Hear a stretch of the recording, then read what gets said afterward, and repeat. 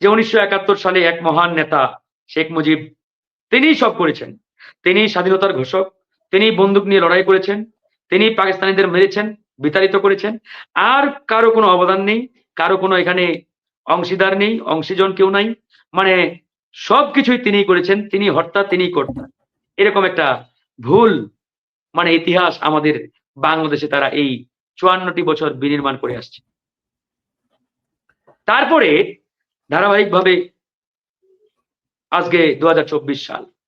এখন মোটা দাগে আপনি যদি প্রশ্ন করেন এই ৫৪ বছরে ভারতের সাথে যে বাংলাদেশের কূটনৈতিক সম্পর্ক, যে রাজনৈতিক সম্পর্ক, এই সম্পর্কের মাঝে মধ্যে আপ অ্যান্ড ডাউন এটা কিন্তু চলে আসছে।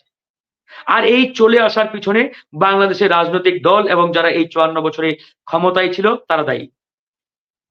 কারণ ভারত যখন দেখতে পাচ্ছে যে বাংলাদেশের রাজনীতিবিদ যারা তাদেরকে দিনে ২ বার, রাতে ৩ বার